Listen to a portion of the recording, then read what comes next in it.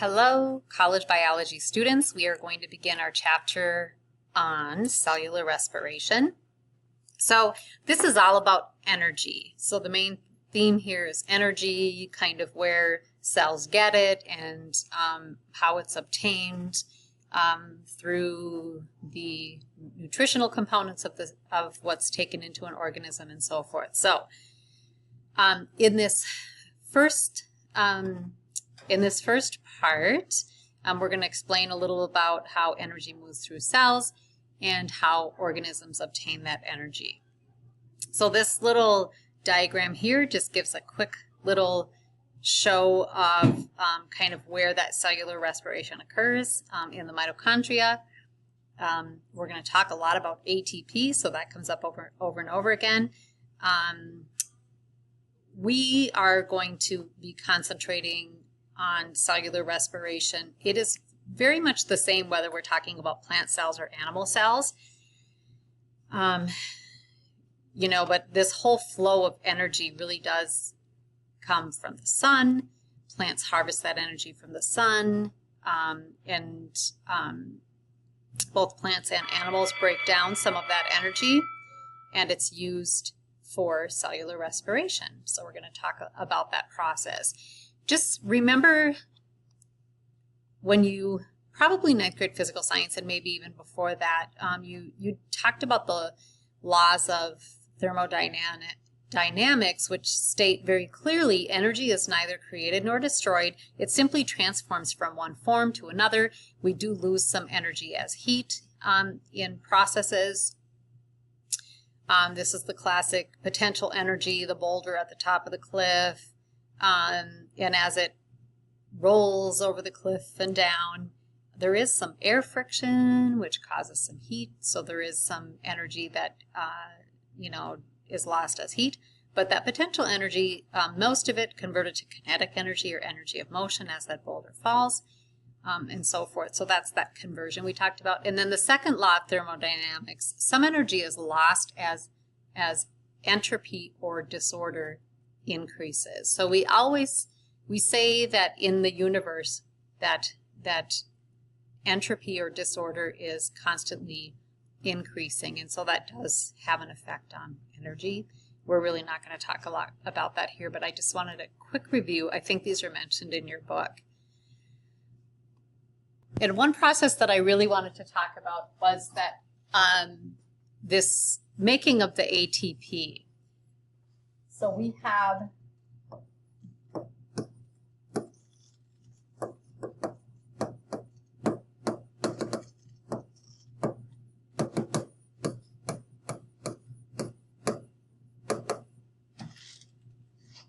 this ADP, or adenosine diphosphate,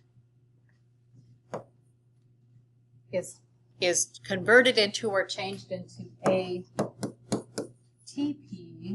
which is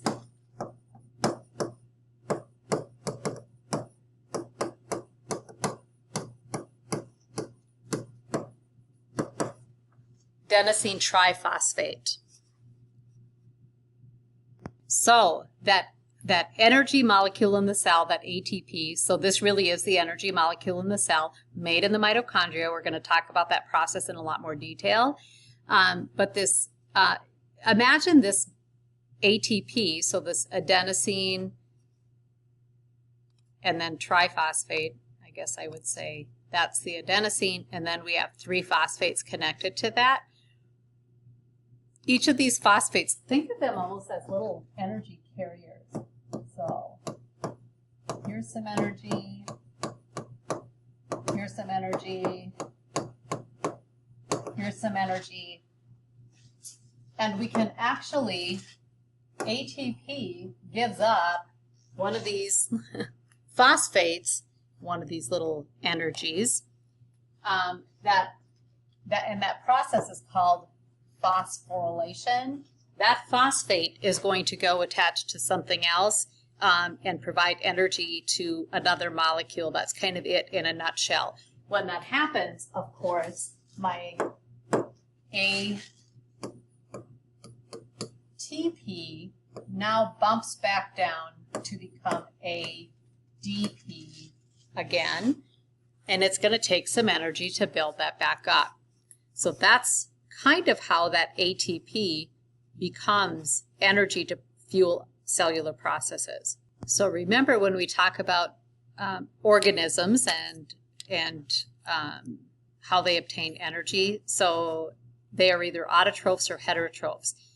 We are heterotrophs, so we have to consume food in order for our cells to participate in this respiration, which is important to all living things. Autotrophs, plants actually capture that energy from the sun, and I kind of mentioned that in the first slide. And then they make their own food,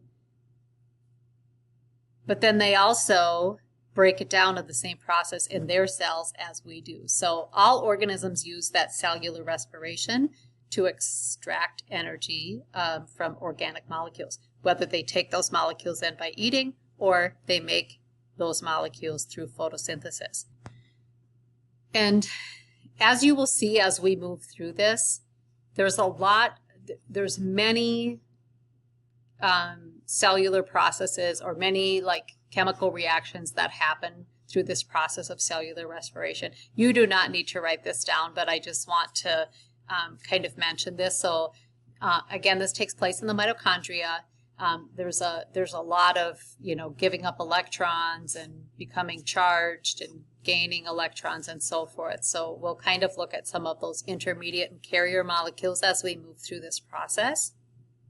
One thing I do want to point out is that enzymes are a very, very, very important part of this process. They are responsible for breaking these substances down. They're responsible for, creating some of these intermediate molecules and so forth. Including this NAD+, and so forth. Whenever we talk about oxidation and reduction, we're talking about gaining and losing electrons. These are just big words for gaining and losing electrons, basically. And that quick overview of enzymes. So a substrate bonds to an enzyme. It gets broken down, and as soon as that reaction happens, then those are released. And that enzyme can bond to another one of that same exact substrate.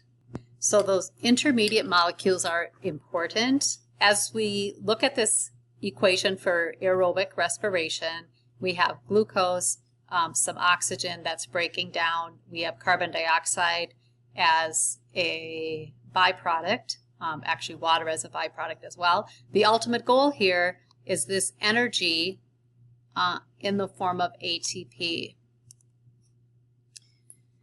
This is it, kind of an overview in a nutshell, but there's many, many, many steps to this, and this energy that is processed it's a large amount of energy and is released in many, many small steps. So think of stairs, one little step at a time. Also in this process, there are a lot of electron carriers. There's many types of carriers that are used. Some of them are soluble, membrane bound. Some move within the membrane.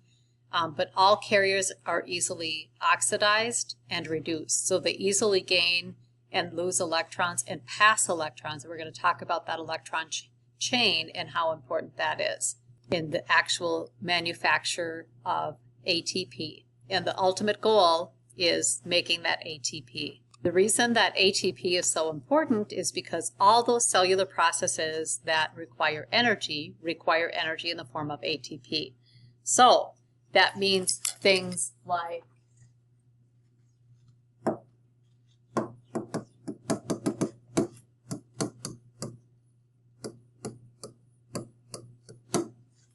all the active transport that takes place in cells requires ATP. So a lot of it gets used up just moving things in and out of that cellular membrane. And we already talked about phosphorylation, so I think we're good there. So ultimately, organisms either obtain their energy from the sun or they get their energy from the food that they eat. And as we're going to talk about in the next section, that energy moves through the cells in a series of reactions, and oxidation reduction reactions and carrier molecules. And the next step here is to talk about those in some detail, that glycolysis, Krebs cycle, and electron transport chain. And that's what we'll talk about next in the next video.